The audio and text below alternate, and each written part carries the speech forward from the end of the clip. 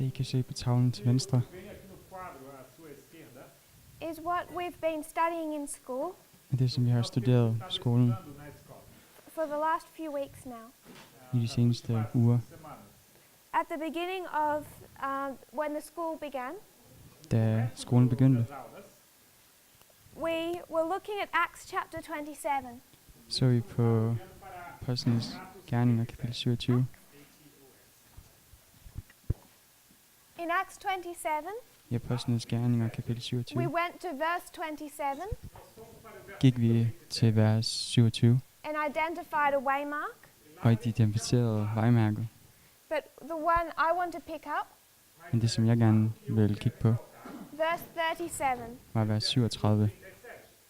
From verse 37, Fra vers 37 we calculated a number, regnede vi et tal ud. the number 273. Tallet 273. This number took us to the book of Numbers. Dette tal tog os til 4. Mosebog. Numbers? The book of Numbers 4. Mosebog taught us about the 273. underviste os om tallet 273, And we recognized that this number og vi genkendte, at dette tal was a particular symbol for the Levites. var et særligt symbol på levitterne. So we went from this number Så vi brugte dette tal to a point in history. til at gå til et punkt i And we historien. realized that if we went to 273 BC, Og vi indså, at hvis vi gik til 273 før Kristus, we could see symbols in that history kunne vi se symboler i den historie, that taught us about our own reform land. der lærte os om vores egen reformlinje. So we went to 273 BC. Så vi gik til 273 før Kristus.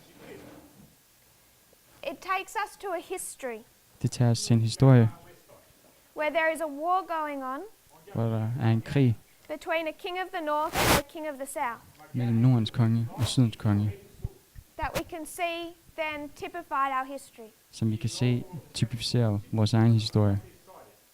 So from 273 BC, Så fra 273 før Kristus we began to trace the history of the king of the south. begyndte vi at spore Sydens konges historie.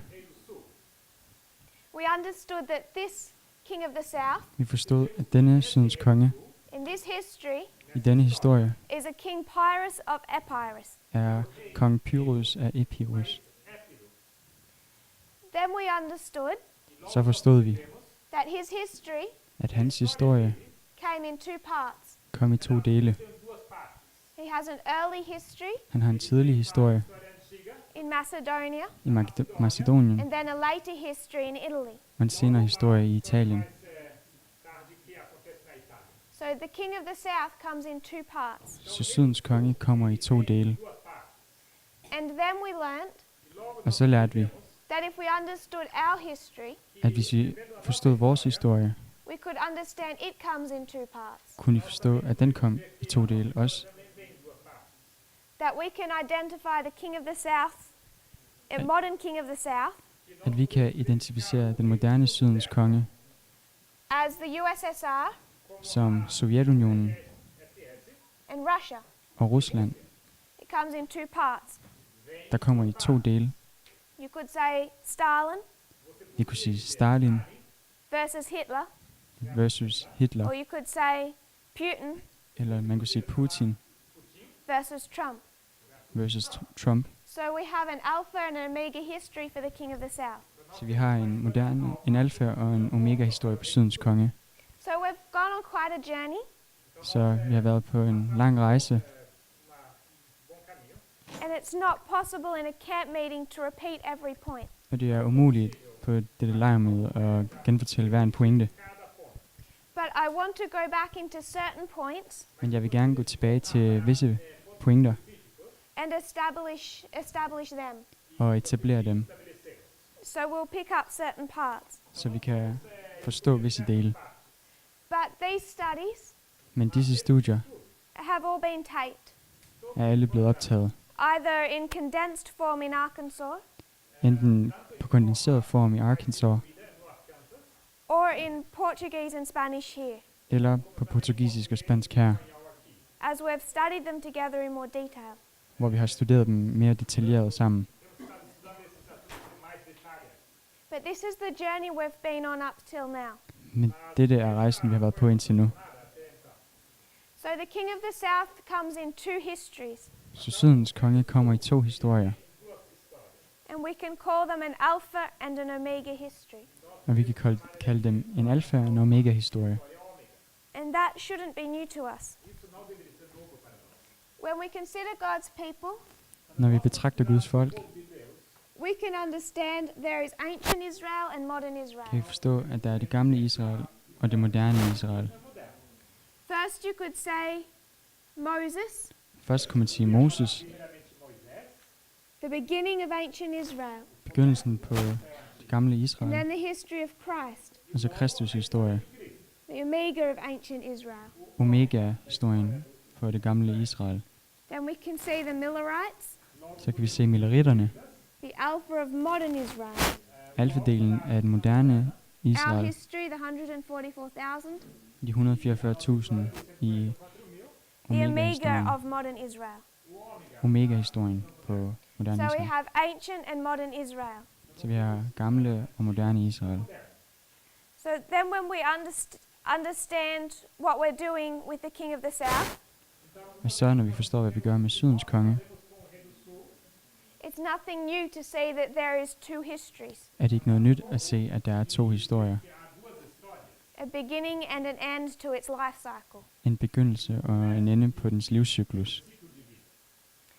What we do with these histories of Israel Det, som vi gør med de der Israels historier, is we can see that Moses typifies the Millerites, er, at vi kan se, at Moses han typificerer mileritterne, and Christ's history typifies ours. og Kristus historie typificerer vores historie. So we can do this, Så vi kan gøre dette, run them down, drage paralleller ned and make application.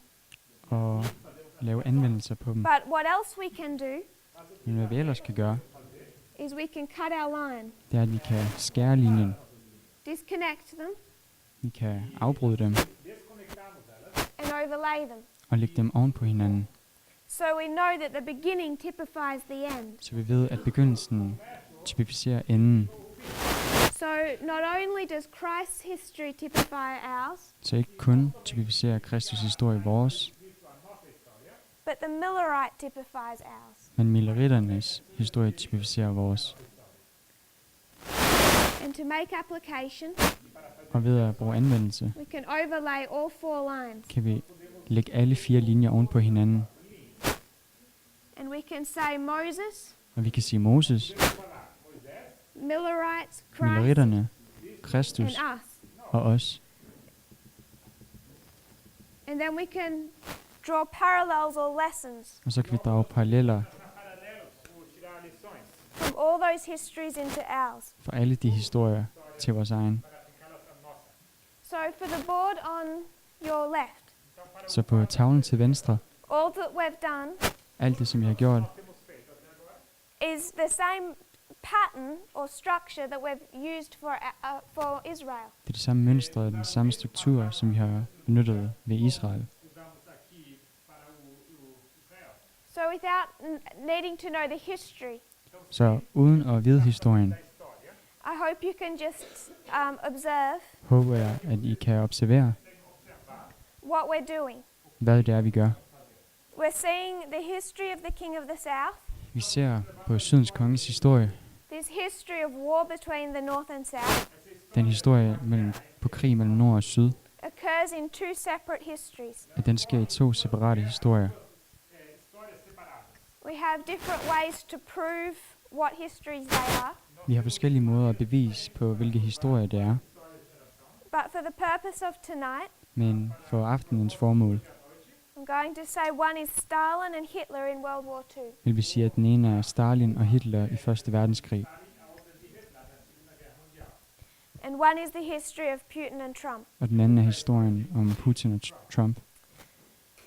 So when we take these histories Så når vi tager de historier and overlay them, og lægger dem oven på hinanden, We're understanding the history of Pyrrhus.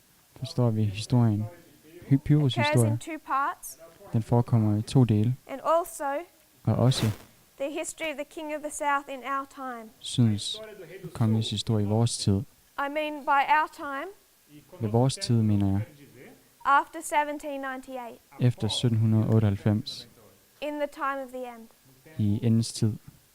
So this board work Så det her på tavlen is just a study on the king of the south. er blot et studie om Sydens konge. We see the king of the north in those histories. Vi ser Nordens konge i de historier. We do. But I suggest Men jeg foreslår, that our main subject material at vores primære materiale, som vi kigger på, is designed to teach us about the king of the south, er udformet på en sådan måde, så vi lærer om Sydens konge primarily. primært. We've understood the king of the north for a long time, Vi har forstået Nordens konge i lang tid, even if we've had some misunderstandings. på trods af, at vi har haft nogle misforståelser.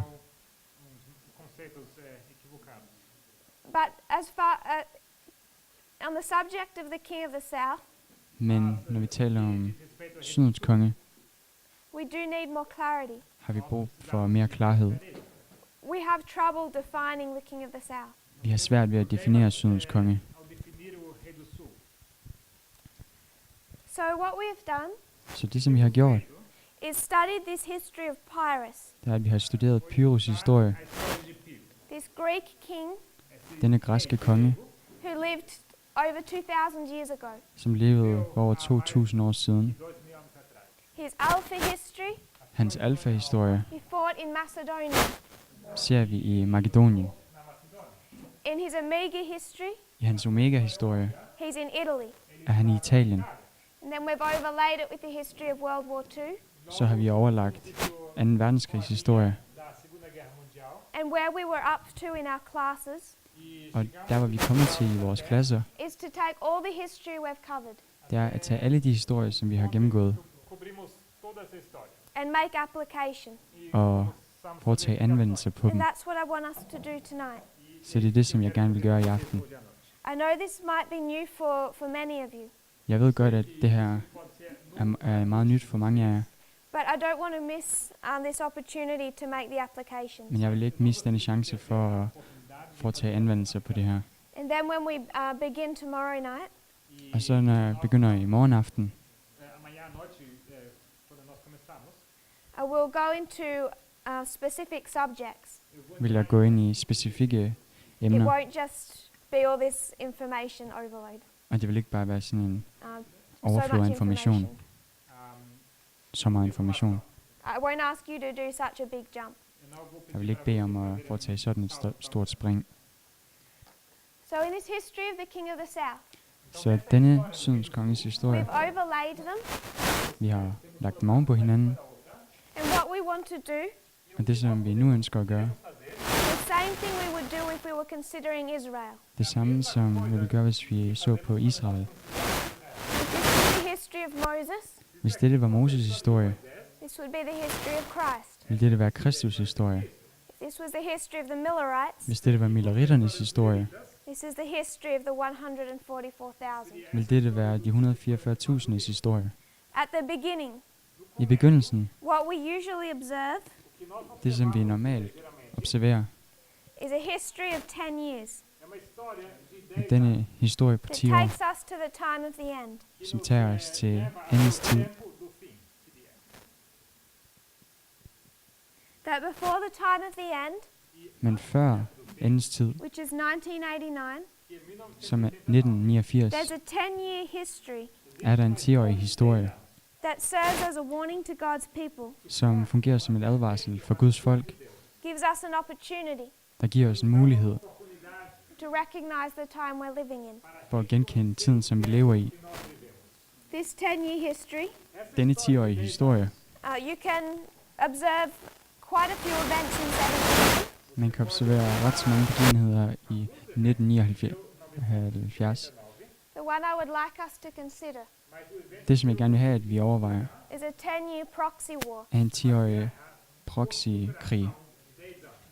The between the king of the north and the king of the south, mellem Nordens konge og Sydens konge, between the Soviet Union and the United States, mellem Sovjetunionen og Amerika. proxy war,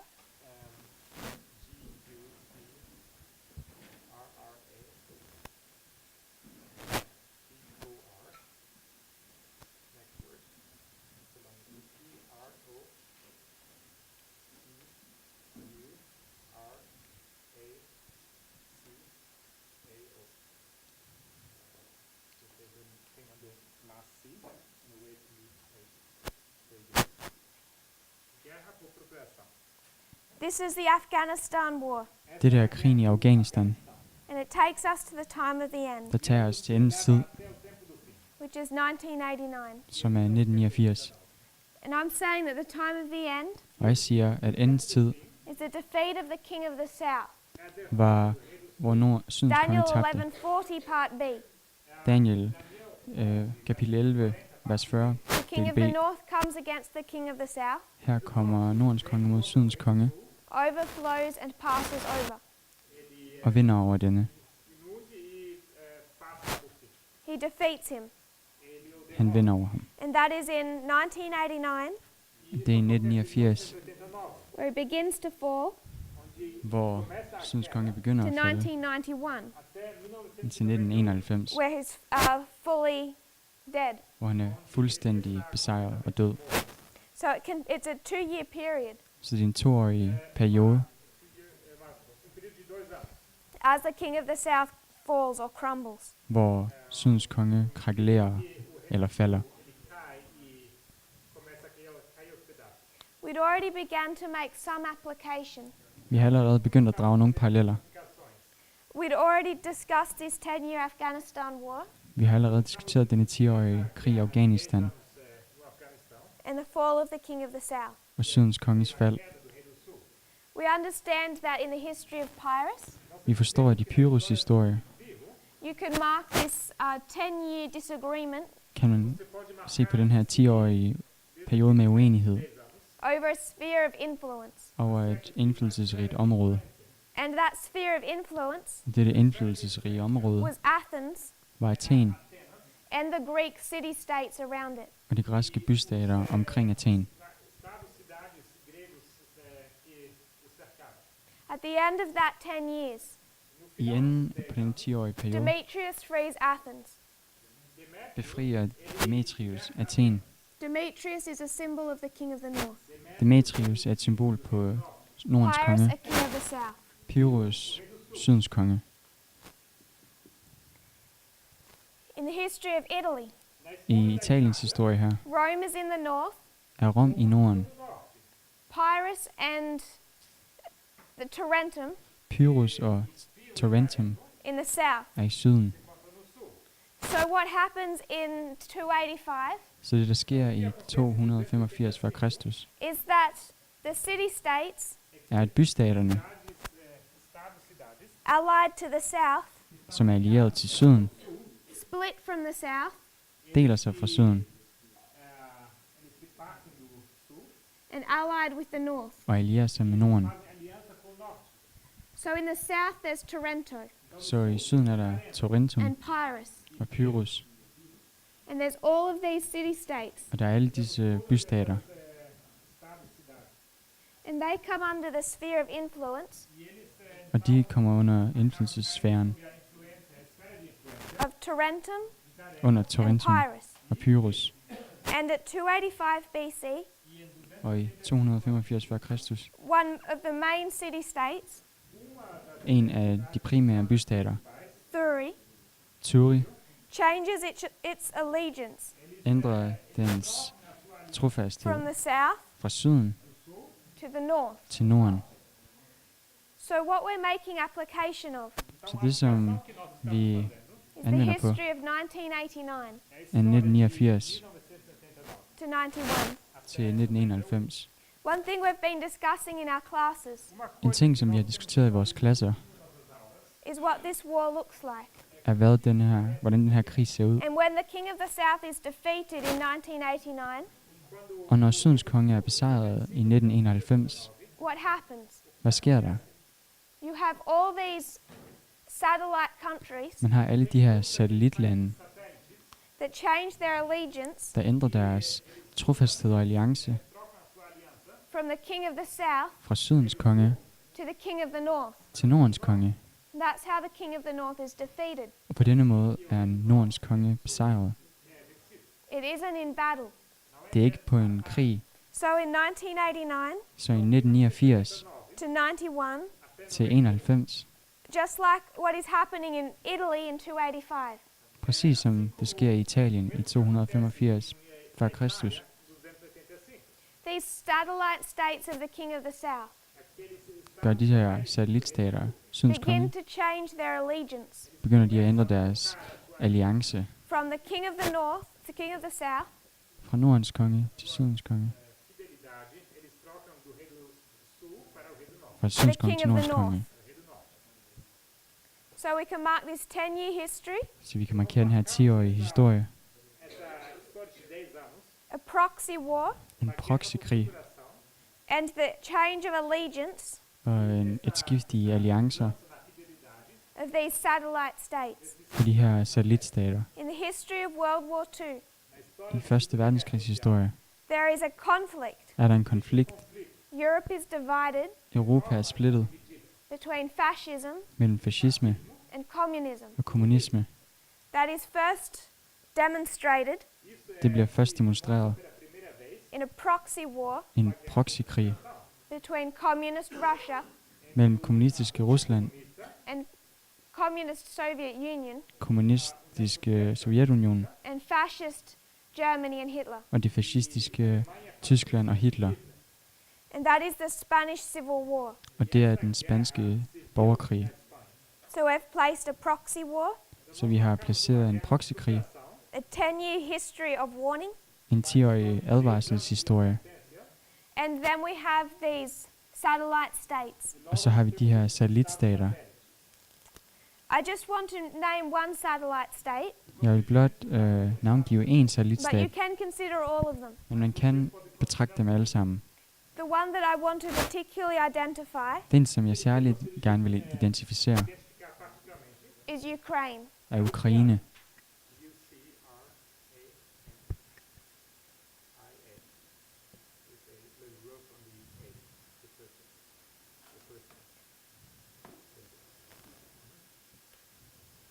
I want us to particularly consider the Ukraine. Jeg vil særligt gerne kigge på Ukraine. In 1989, I 1989, like all those satellite states, ligesom alle de andre satellitstater, it begins the process of separating from the Soviet Union. begynder den en proces i at frigøre sig fra Sovjetunionen. That separation is finalized in 1991. Den separation er fuldendt i 1991. So in this history, Så i denne historie we have the satellite states separate har vi, at satellitstaterne de adskiller sig as this war comes to an end i takt med, at den her krig den afsluttes between the king of the north and the king of the south. mellem Nordens konge og Sydens konge. In the history of World War II, I 2. verdenskrigs historie we can see communism and fascism, kan vi se kommunisme og fascisme, Soviet Union and Germany Sovjetunionen og Tyskland are set up as mortal enemies. er som dødelige fjender, Complete enemies. fuldstændige fjender. The whole world recognized this. Hele verden anerkendte dette. So what surprised everyone Så det, som overraskede alle, is when shortly after they had had such conflict, var da de kort tid efter skulle have sådan en konflikt, they became allies. at de så blev allierede. And the Soviet Union and Germany Og Sovjetunionen og Tyskland allied themselves together allierede sig in a pact. i en pagt, This is the Molotov-Ribbentrop Pact. det der Molotov-Ribbentrop-pakten, On the 23rd of August, den 23. august 1939. 1939. Hitler had already said Hitler havde allerede sagt, that his purpose at hans formål of everything he was doing med alt, som han foretog sig, was to take down the Soviet Union. var at besejre Sovjetunionen. He'd already stated Han havde allerede udtalt, that they were his enemy, at de var hans fjende. not France or Britain. Ikke Frankrig eller Storbritannien. So everyone was taken by surprise Så alle blev meget overrasket, when he goes into a pact or an Then- alliance with them. da han indgår en pagt med dem, eller en alliance. And this is where we see in the history of Pyrrhus Og det er her, hvor vi i Pyrrhus historie an alliance between Pyrrhus and Demetrius. kan se en alliance imellem Pyrrhus og Demetrius. And in this history, an alliance between Hitler and Stalin. Og i denne historie en alliance mellem Hitler og Stalin. What we also see in Italy, Hvad vi også ser i Italien, if we just consider this line for a moment. hvis vi blot betragter den linje i et øjeblik. This is Pyrrhus in Italy. Det der Pyrrhus i Italien In 285, i 285 før Kristus Thurii changes its allegiance ændrer byen Turi dens alliance og from the trofasthed king of the south to the king of the north. fra Sydens konge til Nordens konge, Rom.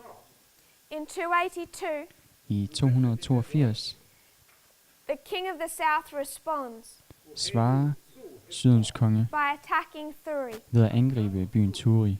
So if Thurii changed its allegiance, Så når Turi den ændrede dens alliance, it asked for help from Rome bad byen om hjælp fra Rom for protection.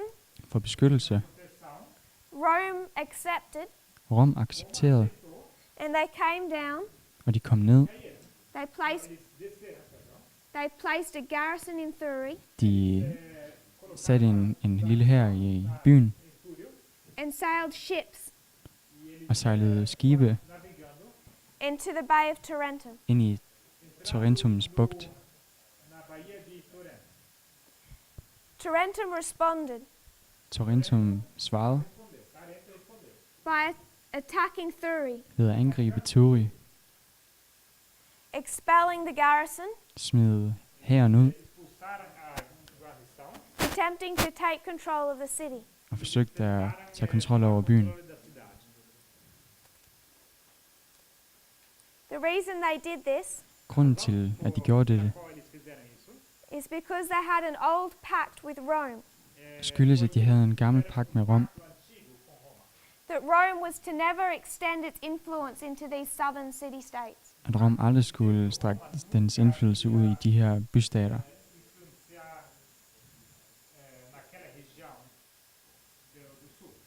It would honor Tarentum, De ville ære Torrentum. Tarentum's control over this area, De skulle ære Torrentums and it kontrol would i det never område. sail ships into this bay. Og de ville aldrig sejle skibe ind i denne bugt. But they sailed ships in anyway, Men de trodsede pagten og sejlede skib derind and essentially take over Thurii. og overtog essentielt set byen Turi.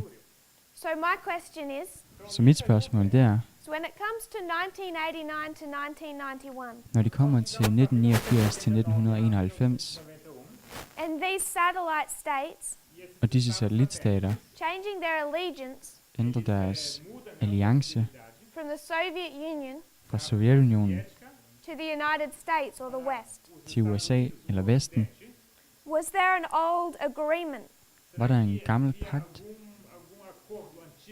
that allocated that territory som allokerede dette territorie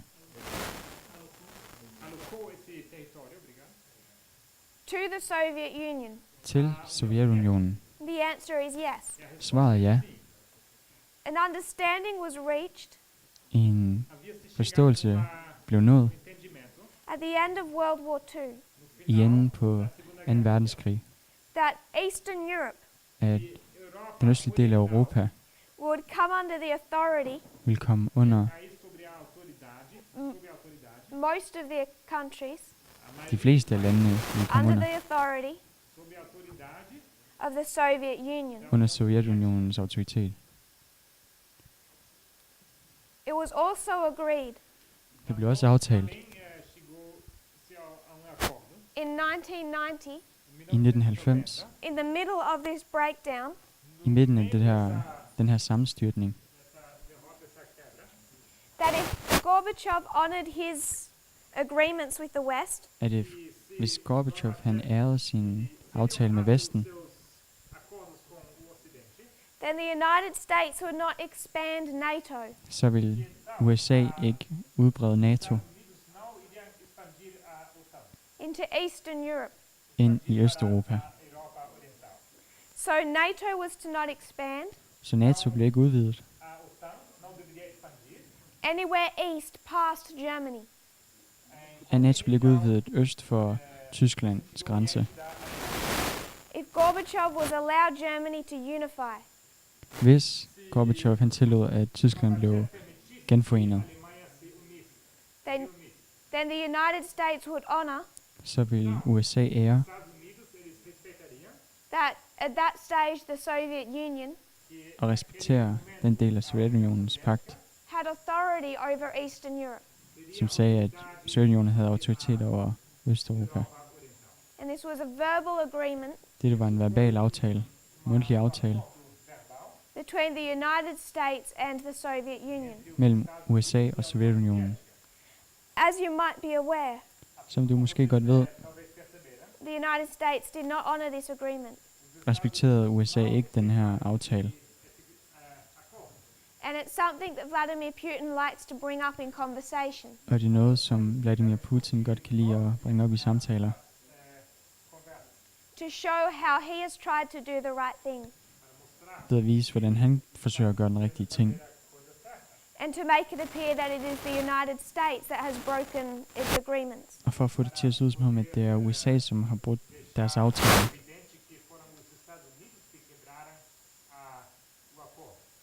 In this history, Den her historie Thury applied for Rome's protection. bad Thury om Roms beskyttelse Twice. 2 gange. In 285, they ally with Rome, I 285 allierede de sig med Rom, and then in 282, og i 282, in this history, i den her historie, they ask for Rome's protection again. så beder de om Roms beskyttelse igen. And it's this second attempt to ally with Rome Det er den her det her andet forsøg på at alliere sig med Rom, that causes Tarentum to respond. der får byen Tarentum til at svare. In this history, I den her historie, Ukraine, Ukraine, as an example, som et eksempel, allies with the West. allierede de sig med Vesten, Without going deeply into the history, uden at gå dybt ind i den her historie, I'm going to say vil jeg sige, in 2014 it does it again. at i 2014 forsøger den It igen. again allies with the West. Igen allierer Ukraine sig med Vesten. The reason Thury allied again with Rome Grunden til, at Thury igen allierede sig med Rom, is because there are two political parties in the city of Thury. skyldes, at der er 2 politiske partier i byen. One want to ally with Rome, Et af partierne vil gerne alliere sig med Rom. one want to ally with Tarentum. Det andet parti vil gerne alliere sig med byen Tarentum. And the side that wants to ally with Rome Og den side, som gerne vil alliere sig med Rom, defeats the side that wants to ally with Tarentum, their relatives. den overvinder siden, som gerne vil alliere sig med byen Tarentum, deres familiemedlemmer. So it's divided into two political parties. Så byen er splittet mellem 2 politiske partier. One wants Rome, Det ene parti vil gerne have Rom, one wants Tarentum. det andet vil gerne have Tarentum. And the political party that wants to ally with Rome Og det politiske parti, som gerne vil alliere sig med Rom, is victorious and take over government. er sejrsrige og overtager regeringen.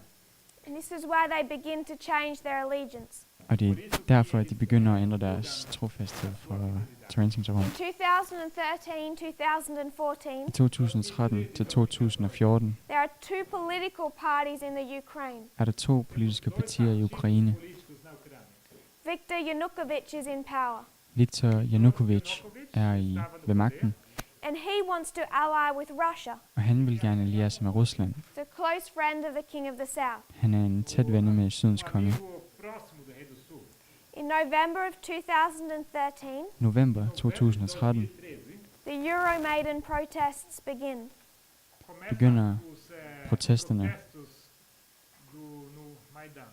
In early 2014, I tidlige del af 2014 Yanukovych is overthrown bliver Yanukovych overvundet, and a political party takes power, og et politisk parti overtager magten, led by the will of the people, ledt af folkets vilje, that wants to ally som gerne vil alliere sig with the United States, med USA. to join NATO Vil gerne blive en del af NATO and go into economic agreements og indgå økonomiske aftaler with Europe. med Europa. Ukraine?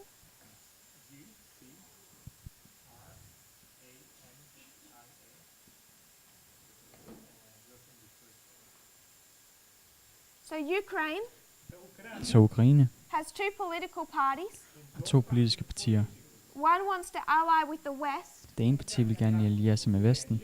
I'll just say the USA, Jeg vil blot skrive USA, but it includes the European Union. men det inkluderer den europæiske union. And one side wants to ally with Russia. Den anden side vil gerne alliere sig med Rusland.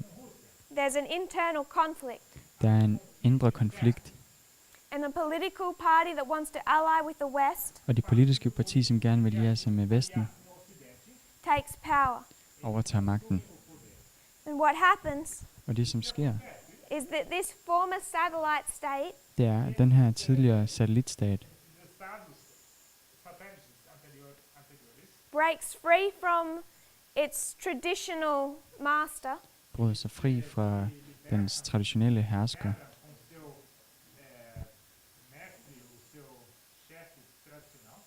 allies with the West. og allierer sig med Vesten. And this is 2014. Og det er i 2014.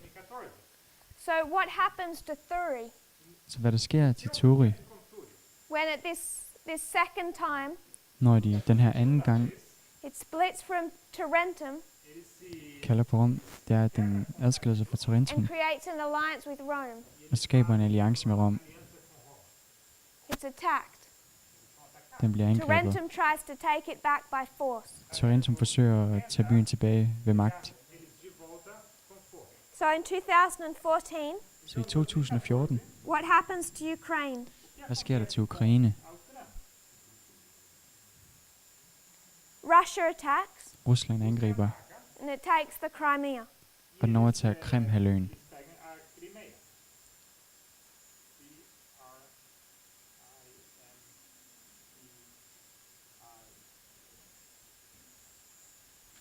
So Russia takes Crimea. Så Rusland tager Krim, It attacks the Ukraine de angriber to stop Ukraine the Ukraine allying with the West. i et forsøg på at stoppe Rusland i at alliere sig med Vesten. This is 2014. Det er 2014. So we've paralleled the history of Italy, Så vi drager en parallel til historien i Italien. the Omega of Pyrrhus, Pyrrhus Omega-historie with our Omega, med vores Omega-historie. the history of Putin.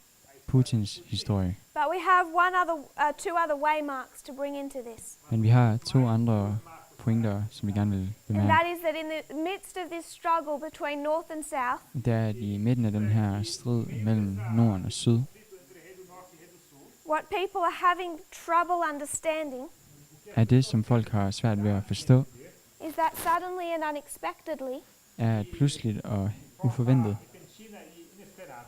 it appears that there is an alliance between the King of the North and the King of the South. ser det ud til, at der er en alliance mellem Nordens konge og Sydens konge. I want to remind us of a quote we read. Jeg vil gerne minde os om et citat, som vi læste. This is in the Los Angeles Times. Det her i Los Angeles Times-avisen. It's a newspaper article from 1989. Det er en avisartikel fra 1989. Note 1989. Noterer årstallet 1989. What they're speaking about Det, de taler om, is this alliance, er den her alliance, the Molotov-Ribbentrop Pact, Molotov-Ribbentrop-pakten, between Hitler and Stalin, mellem Hitler og Stalin, that at that point in time der, som på dette tidspunkt i shocked historien, the world. chokerede verden. In 1989, I 1989 the Soviet Union admitted to this pact for the first time. bekræftede Sovjetunionen den her pagt for første gang. I want to paraphrase just a couple of Jeg vil sentences. gerne genfortælle et par sætninger. This is a senior member of their government Det er speaking, et højtstående medlem fra regeringen, who spoke in an interview, som talte i et interview, and he admitted for the first time og for første gang indrømmede that han, prior to going to war with each other, at før de gik i krig med hinanden, Nazi Germany and the Soviet Union Nazi-Tyskland og Sovjetunionen, under Joseph Stalin under Josef Stalin, signed a secret pact underskrev de en hemmelig pagt on the eve of World War II. lige før 2. verdenskrig. It says, in his words, Der står hans egne ord. there was, without doubt, Der var uden tvivl a collusion en sammensværgelse between the Soviet Union and Nazi Germany. mellem Sovjetunionen og nazistiske Tyskland. So this first time that they admit to this alliance, Så det er første gang, hvor de indrømmer den her alliance. they say that there is with no doubt De siger, at den var der uden tvivl. collusion between the King of the North and the King of the South. Der uden tvivl var en sammensværgelse mellem Nordens og Sydens konge. I'm not sure how much news you watch Jeg ved ikke, hvor meget nyheder I ser as to what is going on between Donald Trump and Vladimir Putin, i forhold til, hvad der sker imellem Trump og Vladimir Putin. but the word that they've chosen to use, Men det ord, som de har valgt at bruge, whoever originally started noticing this relationship, hvem end der i første gang opdagede det her forhold, is collusion. er det engelske ord collusion, dansk And sammensværgelse. I would suggest that based on our models, Og jeg vil foreslå, at baseret på vores model, that you can place collusion at man kan placere in sammensværgelse and around the year of i 2014. omkring året 2014. And why would Donald Trump and Putin go into alliance? Hvorfor vil Donald Trump og Putin indgå ind i alliance? I would suggest Jeg vil foreslå, for the same reason that Hitler and Putin went into an alliance. So Præcis Hitler samme and formål. Stalin. og præcis samme formål som Stalin og Hitler indgik i en alliance. Stalin and Hitler needed this alliance. Stalin og Hitler havde brug for den her alliance. Hitler in particular, I særdeleshed Hitler, because on his western front, fordi at på hans vestfront he had some enemies. havde han nogle fjender. There was a threefold alliance Der var en trefoldig union between Poland, mellem England, Polen, England and France. og Frankrig. And Hitler wanted to take Poland. Og Hitler ville gerne tage Polen. But if he took Poland, Men hvis han tog Polen, he would be fighting all three. ville han gå i krig med alle tre. Hitler was a soldier of World War I, Hitler var en soldat under 1. verdenskrig, and he understood that in World War I, og han forstod, at i 1. verdenskrig Germany had a disadvantage. havde Tyskland en Is that okay? ufordelagtig ting. En ulempe. Germany had a disadvantage in World War I. Tyskland havde en ulempe i 1. verdenskrig. That disadvantage Den ulempe was that they were fighting a war var, at de kæmpede en krig on this western front på denne front i Vesten against France and Britain. mod Frankrig og Storbritannien, In the end, the United States. og til slut også USA. But it was also fighting a war Men de kæmpede også en krig on the eastern front. på Østfronten. So when you consider the geography of Germany, Så når man betragter Tysklands geografi, it has a serious disadvantage har det en alvorlig ulempe. because not only is it fighting a war on one front, For ikke kun kæmper de en kamp på den ene front, but due to its location, men på grund af deres lokation, it It can have enemies on multiple sides. kan de have fjender på flere forskellige sider, Whereas other countries like Russia hvorimod andre lande, som Rusland or France, eller Frankrig, more likely to just have enemies on one side. med større sandsynlighed kun har fjender på én side. They are in a less vulnerable position. De er i en mindre sårbar position. Hitler knew Hitler vidste, that if he was to invade Poland, at hvis han invaderede Polen, he's going to have war on the western front. ville han gå i krig og hænge front på vestsiden. So what he needed to do Så hvad han havde brug for at gøre var was make sure that he had peace on the eastern front. at sørge for, at han havde fred med østsiden. That was the only reason, Det var den eneste grund, also trade reasons, også handelsgrunde. but just concerning this pact, Men når man kun kigger på den her the pagt, reason for it was to make sure that he had peace in the east. var grunden til, at de indgik den der pagt, var, at han havde fred med Vesten. Med Østen. Med Vesten, undskyld. Because there is about to be a battle.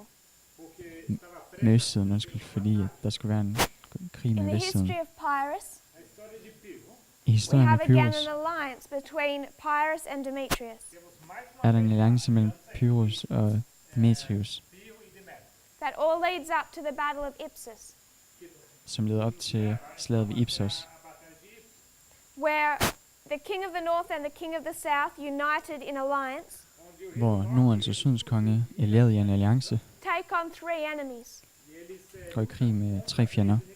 Cassander, Lysimachus and Seleucus. Cassander, Lysimachus og This is the Seleucus. history of three allies, Det der er historien om the 3 history of alliancer, three allies. præcis som her historien om 3 alliancer. We've already studied 2016 in class, Vi har allerede studeret året 2016 på klassen, but when we consider why Trump and Putin are in an alliance, men når vi kigger på, hvorfor Trump og Putin er i en alliance, is that Trump is about to go to war on the western front.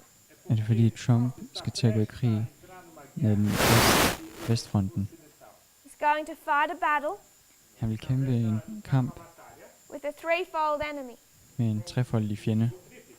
In this history, I den her historie Hitler wants to overthrow Poland, England and France. vil Hitler gerne overvinde Polen, Storbritannien og In Frankrig. 2016, I 2016, what has Putin helped Trump to attempt? hvad har Putin hjulpet Trump med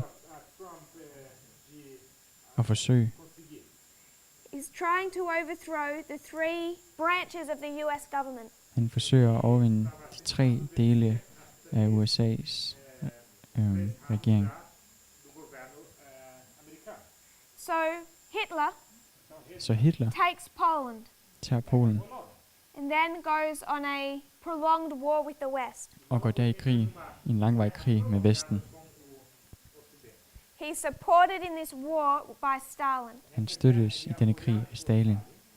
In 2016, I 2016 Trump goes to war var Trump i krig with the three branches of the US government. med USA's 3 regeringsdele. Takes the executive branch, Han tager præsidentembedet, the presidency. And then what Den he udøvende faces magt. is a long war og det han så gør, er at gå i en langvarig krig with the legislature and the judicial branches. med den lovgivende magt. This den is sidste war magt. on the western front. Dette kan ses som krigen på vestsiden. So when we consider what war looks like, Så når vi overvejer, hvad der sker i vores and we tid, think of the king of the north and the king of the south, og vi tænker på Nordens konge, Sydens konge, that's one front of the war that we're facing. at det her en front, som vi... But there's also overfor. war on the western front. Men der er også krig på vestsiden. War inside the United States. Krig inde i USA. As Trump takes the powers of a dictator Tak med at Trump, han tager magten som diktator, and begins to take over the legislative and judicial branches. og begynder at tage de sidste 2 dele af regeringsmagten. So we're going to study 2016 Så vi vil studere år in more 2016 detail mere detaljeret during the week. i løbet I af just ugen. want to finish this line Jeg vil blot afslutte den her linje for tonight i aften. because we might not have this board work up again. Vi har muligvis ikke det her, som vi har på tavlen nu, næste gang. And then when we are in the course of the week, Og måske i løbet af ugen. we're going to study 2016 I løbet af ugen vil vi studere år in the Battle 2016 of Ipsus. og slaget ved Ipsos. So what I'm hoping to demonstrate tonight, Så det, som jeg håber på at vise i aften, without going into the proofs or details, uden at gå ind i beviserne og detaljerne, that these histories are the reasons that we know Ipsus is 2016. er, at grunden til at 2016, det er Ipsos. Because we're going to go and look at this ancient battle For vi vil gå ind i det her gamle slag over 2,000 years ago over 2000 år siden, and attempt to understand it og forsøge at forstå det, as this ancient battle typifies the 2016 election. forstå at det her gamle slag typificerer og symboliserer And what valget is i happening 2016, inside the United States. præcis hvad der skete i USA. So I'm not going to go into as much detail of that tonight. Så jeg vil ikke gå i så meget detalje med det i aften. We also understand Vi forstår også, that if we look at the history of Italy, at hvis vi kigger på Italiens historie, that Pyrrhus, at Pyrrhus, our king of the south, vores is sydenskonge, doing a work in his own territory, han udfører et arbejde i sit eget territorium, in Tarentum itself. i Tarentum. So you see the king of the south Så man ser sydenskonge take over his own territory overtage hans eget territorium in a way that he had not done before. på en måde, som han hidtil ikke har gjort.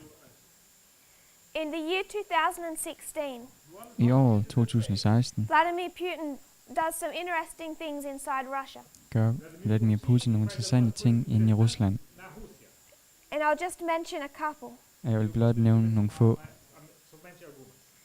You could go into more detail in his history. Man kunne gå ind i den her historie mere What I detaljeret, want to note he does in 2016, men jeg vil gerne notere, hvad han gør i 2016.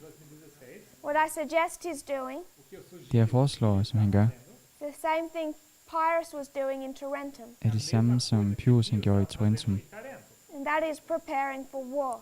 og det var at forberede sig på krig. But if we consider what war looks like today, Men hvis vi betragter, hvordan krig ser ud i dag, I would suggest is neatly defined. vil jeg foreslå, at det defineres godt.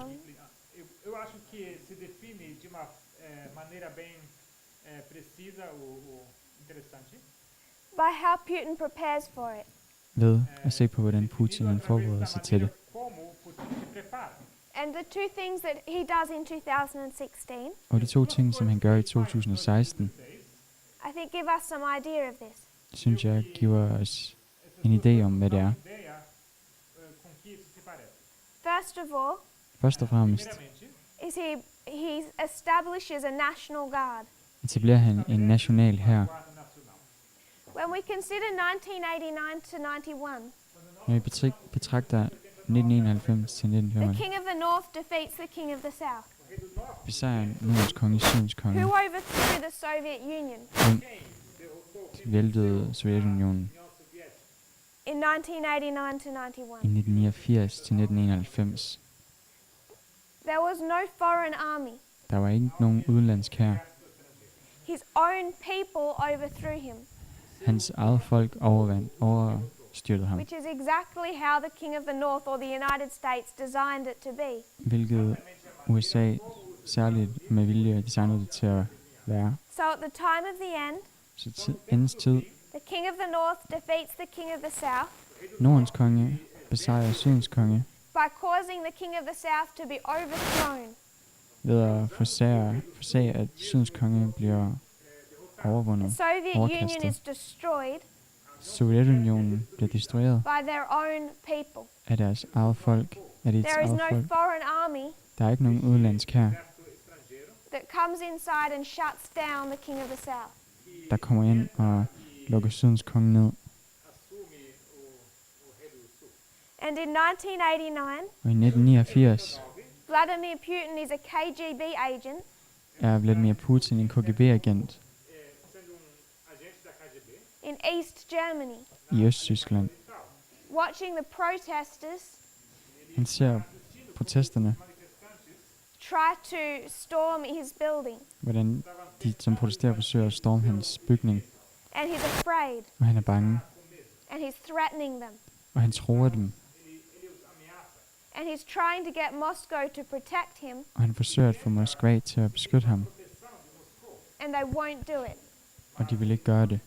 In 1990, I he 1990 is back inside Russia, er han tilbage i Rusland, and outside his KGB building, og uden for KGB-bygningen protesters have ropes har dem, som protesterer, ræb,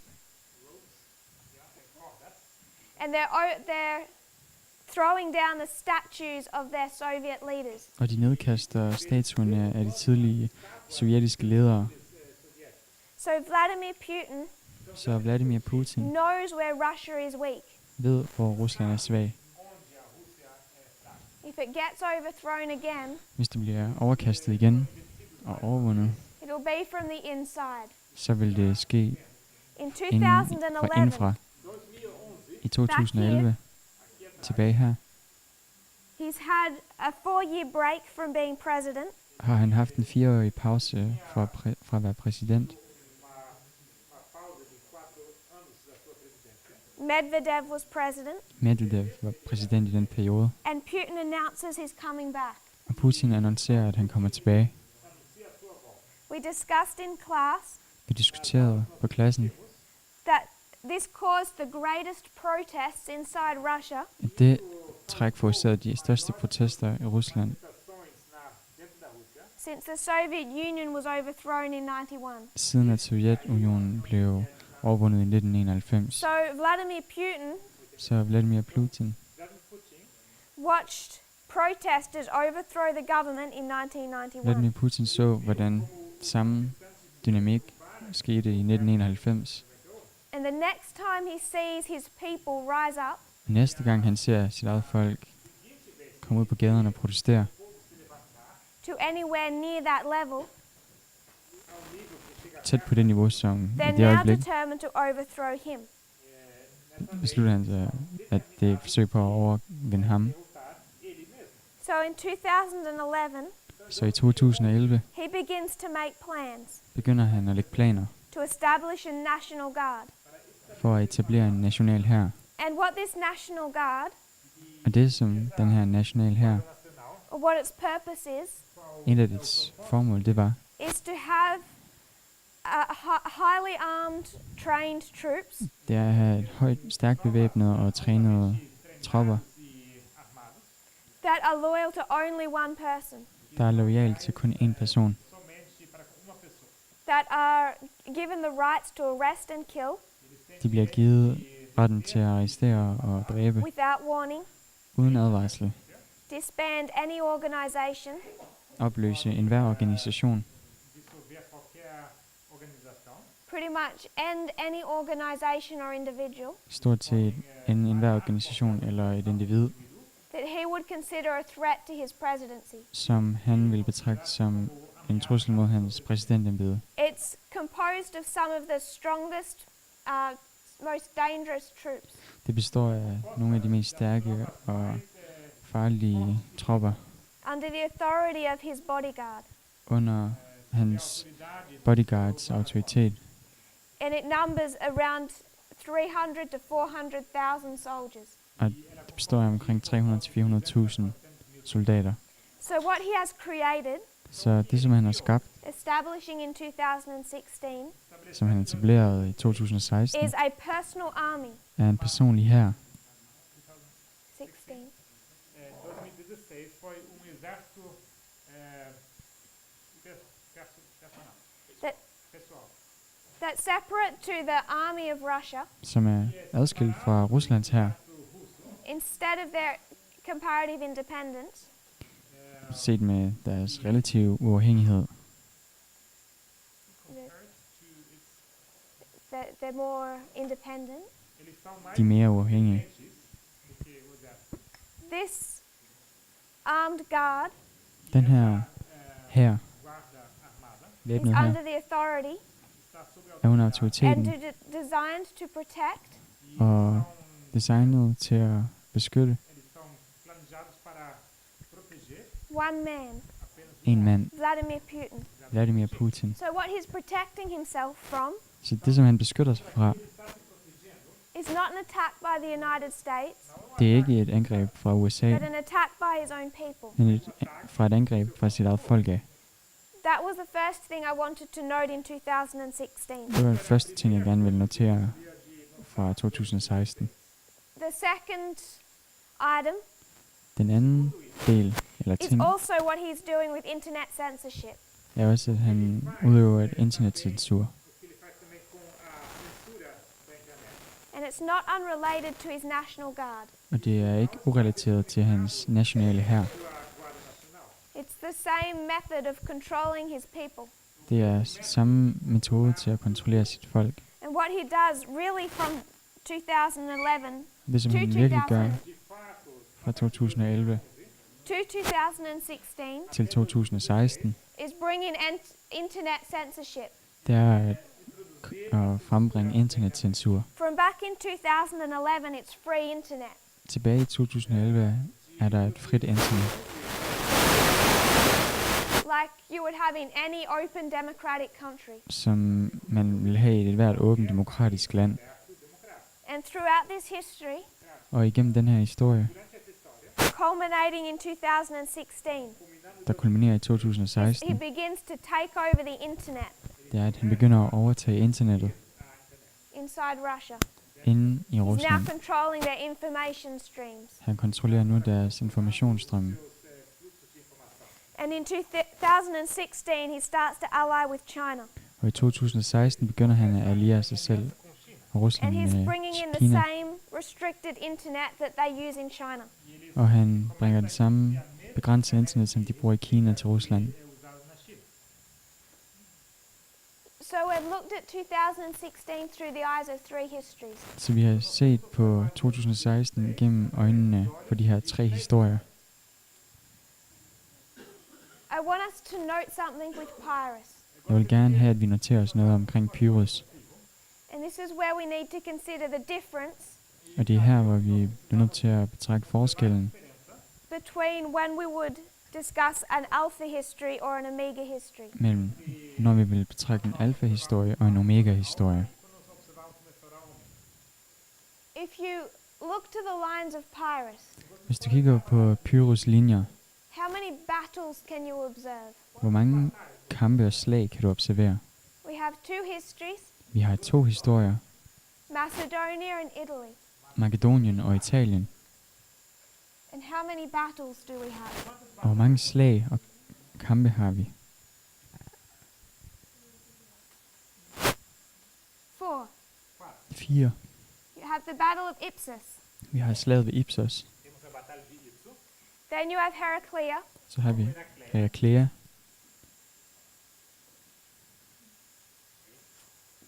Then you have Asculum. Så har vi Asculum. And then you have Beneventum. Og så har vi Beneventum.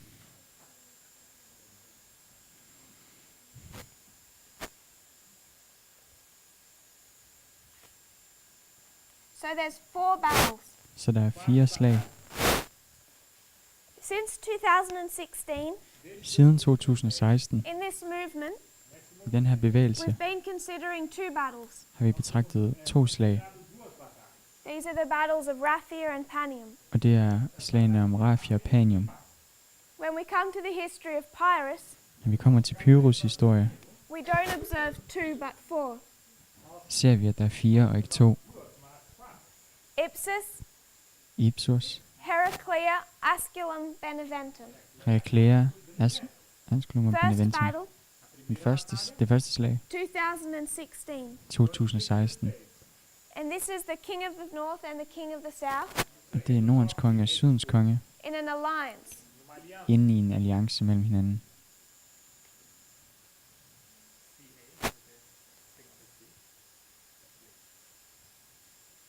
So this is king of the north Så det er Nordens konge and the king of the south og Sydens konge in an alliance. i en They're facing alliance, a common enemy. som møder en fælles fjende.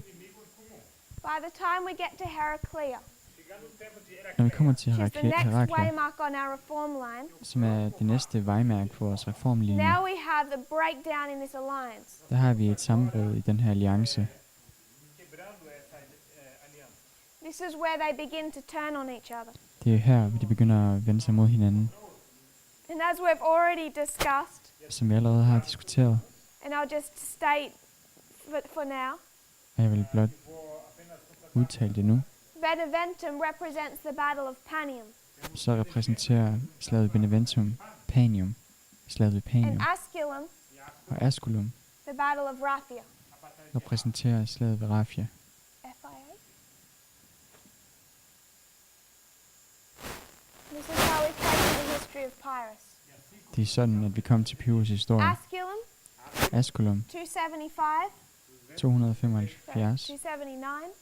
279, Beneventum, Beneventum 275 275 BC. før Kristus. So we've placed Rafia and Panium, Så vi har anbragt og placeret Rafia og Panium, and we've known about those battles since 2016. og vi har kendt til de slag siden 2000, So they 6. shouldn't be hard for us to conceptualize. så det bør ikke være svært for os at konceptualisere og forstå.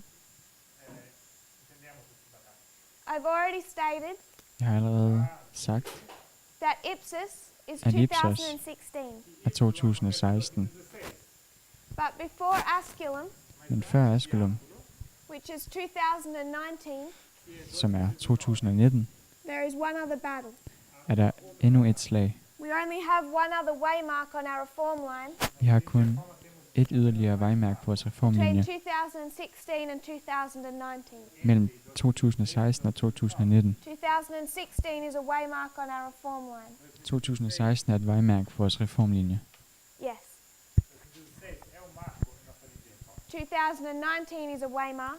2019 er et vejmærke. 2018 is a waymark. 2018 er et vejmærke. So now we have 4 battles to consider, not 2. Så nu har vi 4 slag at betragte i stedet for 2.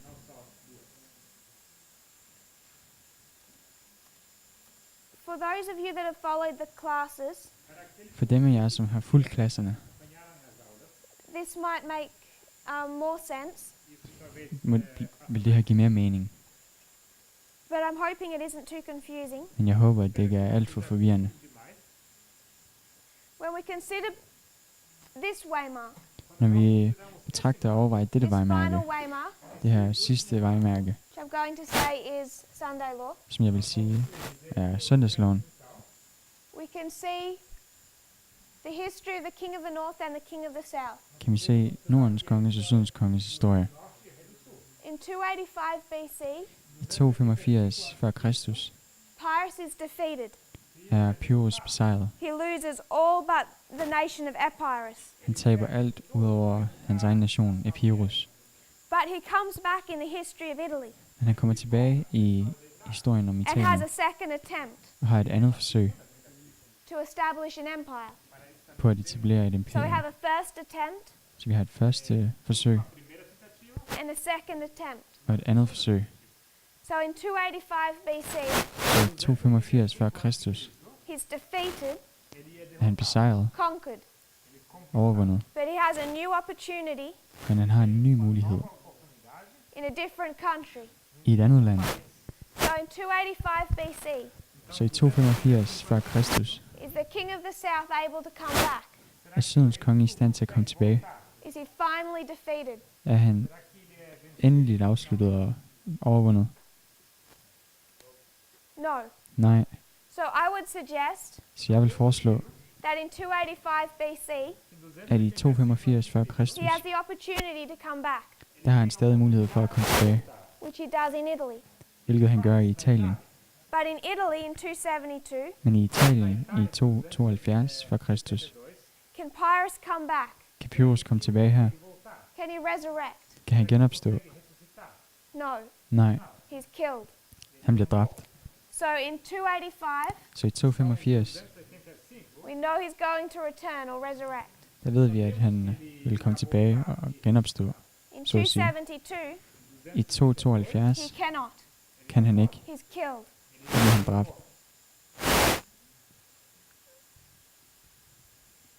In 1989, I 1989, I'll just say 1991. jeg vil blot sige 1991.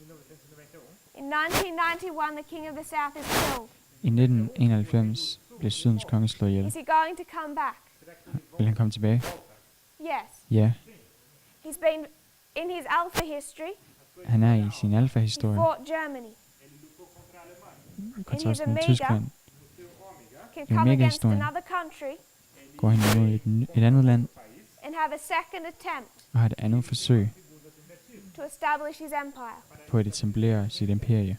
But I would suggest after Sunday law, Men jeg vil foreslå, at efter søndagsloven, cannot come back, cannot resurrect. der kan han ikke komme tilbage. Han kan ikke genopstå. Just before this waymark, Lige før dette vejmærke, we'll consider this line here. vi vil betragte den her linje her. In the history of Macedonia, I Makedoniens historie, in 287, i 287, there's a battle between Pyrrhus and Demetrius. er der et slag mellem Pyrrhus og Demetrius. And who wins that battle? Og hvem vinder det slag? The king of the south. Sydens konge. In 275, the battle of Beneventum. I 275, slaget ved Beneventum. Who wins that battle? Hvem vinder det slag? The king of the north. Nordens konge. 1945, 1945, Soviet Union versus Germany. Sovjetunionen mod Who wins Tyskland. that battle? Hvem vinder det slag? Soviet Union, Sovjetunionen. the king of the south. Sydens konge. When it gets to Panium, Når vi kommer til Panium, who wins that battle? hvem vinder det slag? King of the south or king of the north? Sydens konge eller Nordens konge? King of the north. Nordens konge. We move back one. Vi går tilbage et skridt. Now we're discussing Rafia. Nu diskuterer vi Rafia.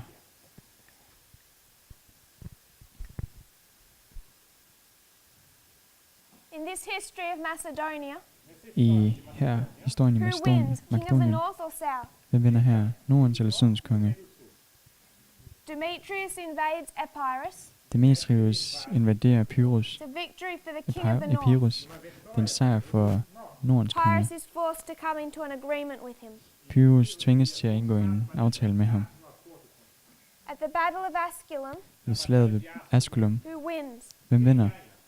King of the north or king of the south? Nordens eller Sydens konge? King of the south. Sydens konge. 1941, 1941. Operation Barbarossa. Operation Barbarossa. It's a little bit harder to identify in the history of World War II Det er lidt svært at identificere i 2. verdenskrigs historie. because what we're placing is not battles, For det, som vi placerer, det er ikke slag længere, but invasions. men invaderinger. I would suggest Jeg vil foreslå, at Operation Barbarossa, at ved Operation Barbarossa, when Hitler invades the Soviet Union, når Hitler invaderer Sovjetunionen, he does it with a high degree of success. så gør han det med en stor succesrate. And we discussed how weak Stalin was Og vi diskuterede, hvor svag Stalin han var at that point in time. på det tidspunkt. Is Rafia a victory for the king of the north or the king of the south? Er Rafia en sejr for Sydens eller Nordens konge? The king of the south. Sydens konge. We step back one waymark. Vi går et vejmærke tilbage. So at this point their relationship is strained. På det her tidspunkt er deres forhold ikke særlig godt.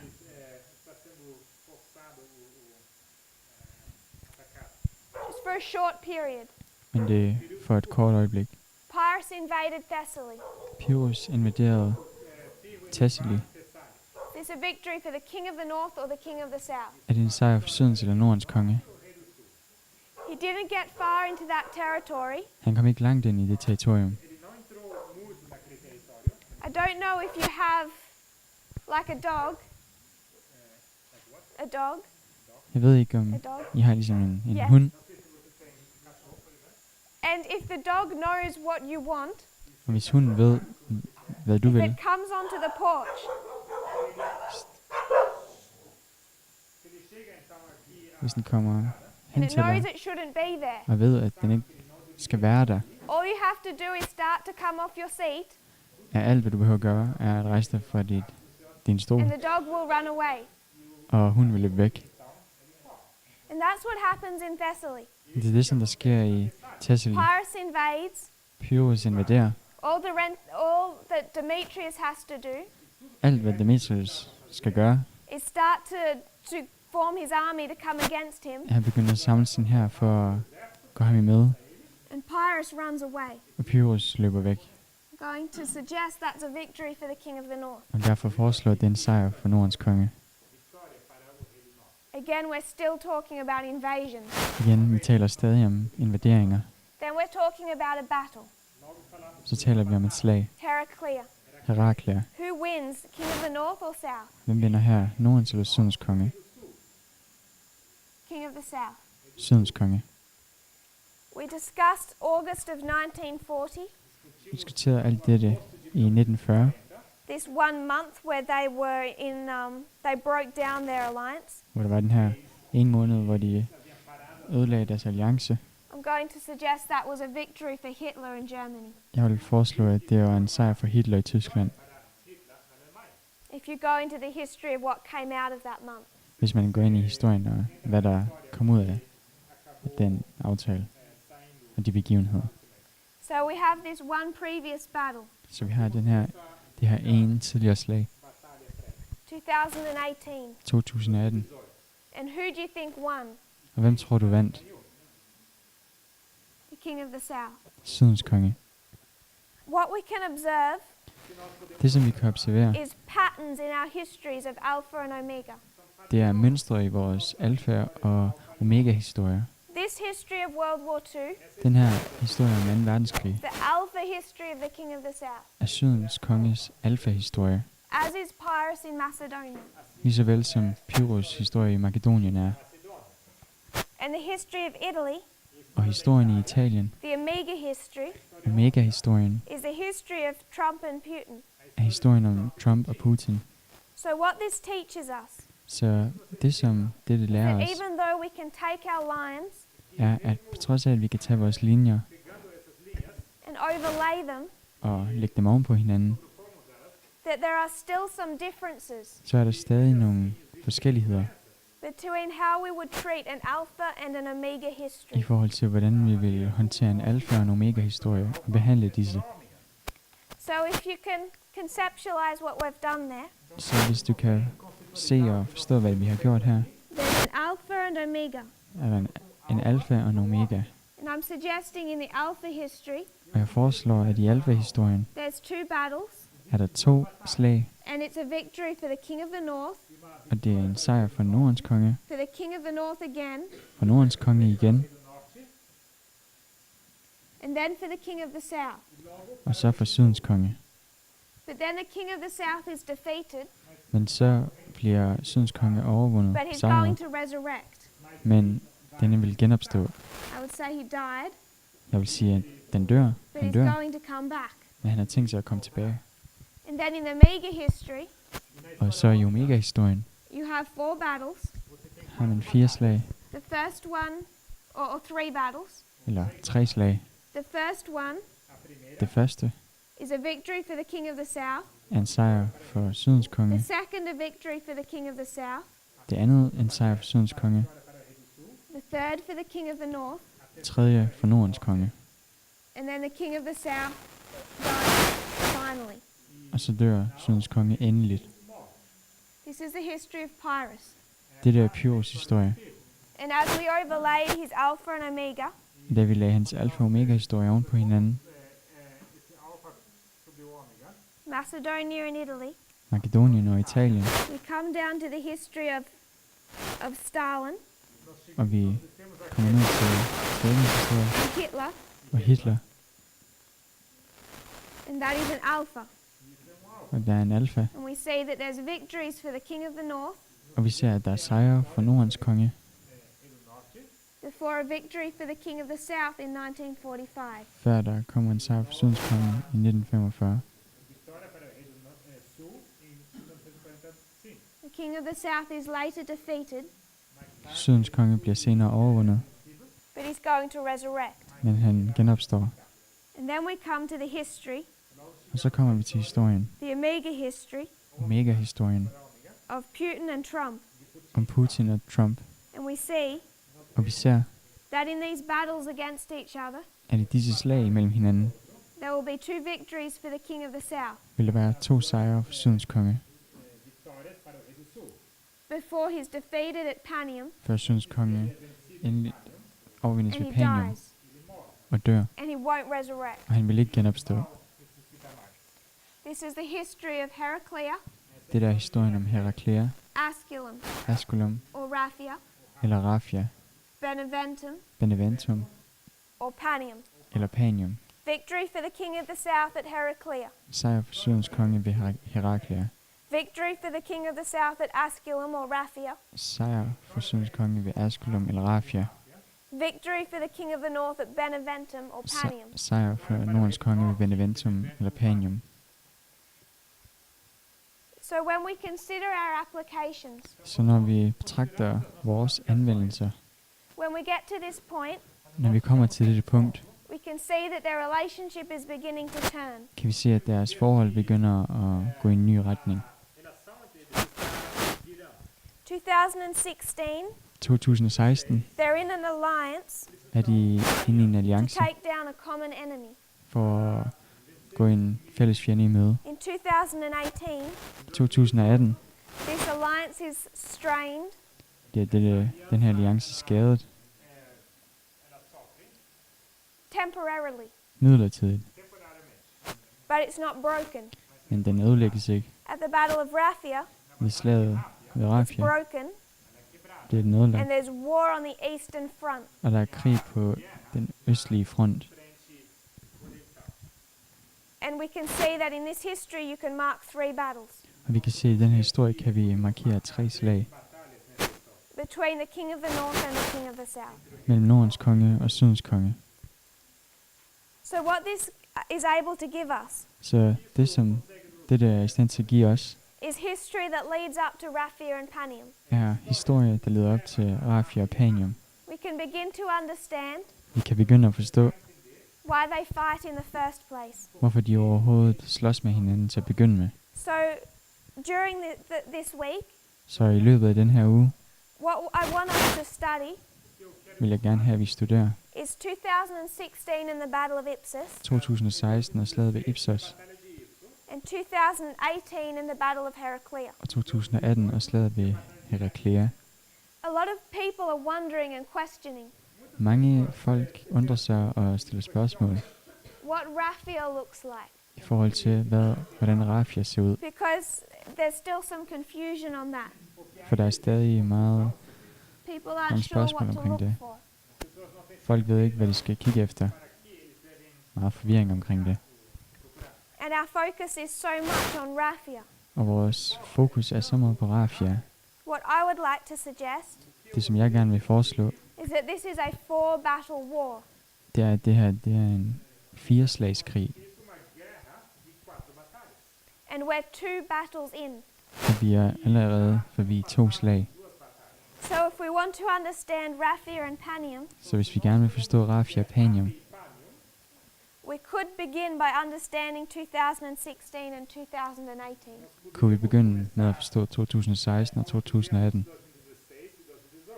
Without understanding our prior history, Uden at forstå vores tidligere historie, we could walk through Rafia kunne vi gå igennem Rafia, without any idea of what's going on.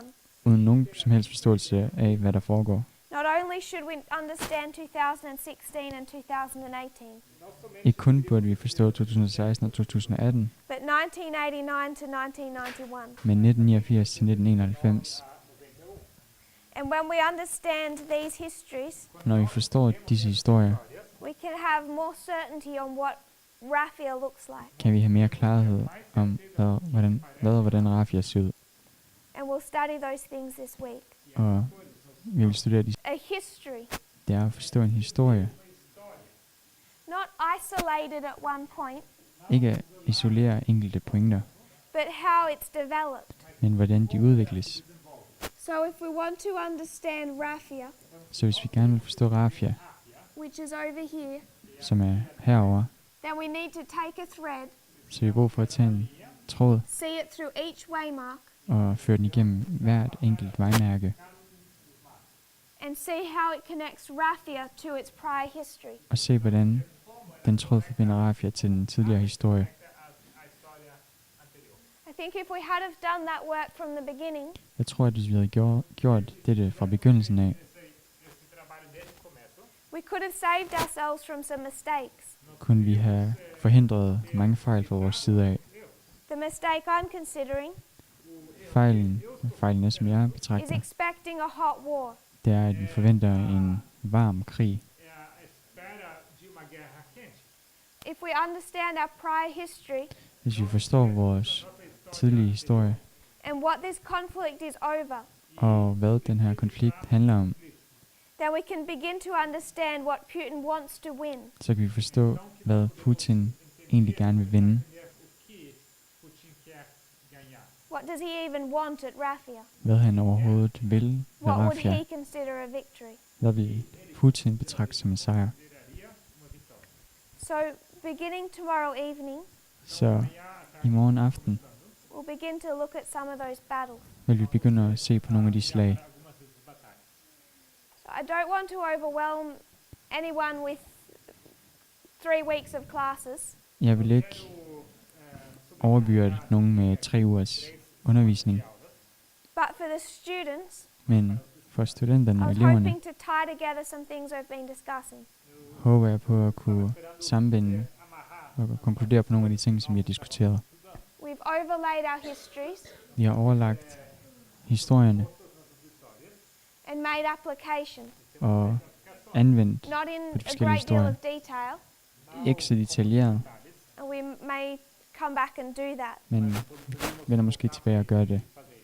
But for those of you that have just arrived, Men for dem af jer, som netop er ankommet, without necessarily understanding the whole history, uden nødvendigvis at forstå hele historien, this is the evidence that we use er det to bevis, place som vi 4 bruger battles in our history.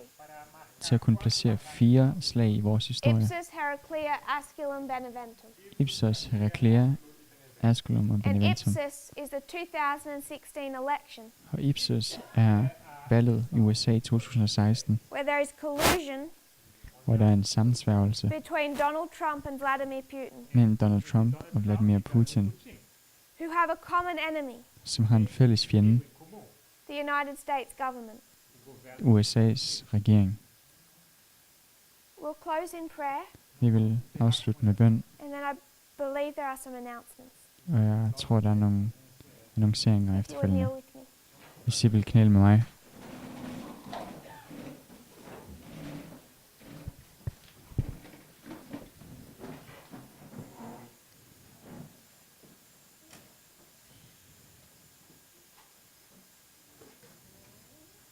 Dear Father in heaven, Kære far i himlen, thank you for our blessings. tak for vores velsignelser. Thank you for your Sabbath day, Tak for din sabbatsdag, that camp has begun, at mødet er begyndt, that people have safely arrived. at folk ankom sikkert. I pray that you'll bless this camp, Jeg beder, at du må velsigne disse møder, that people will have a good rest tonight, Lord. at folk vil få en god nats søvn i nat. Some have come from far away. Nogle er kommet langvejs fra. I pray that they will rest and be refreshed for tomorrow. Jeg beder, at de må hvile sig og være udhvilet til i morgen, That we can make the most of your Sabbath. så vi kan få mest muligt ud af denne dag. pray you'll protect those still coming. Jeg beder, at du må beskytte dem, som stadig er undervejs. And I pray this in Jesus' name. Jeg beder dette i Jesu navn. Amen. Amen.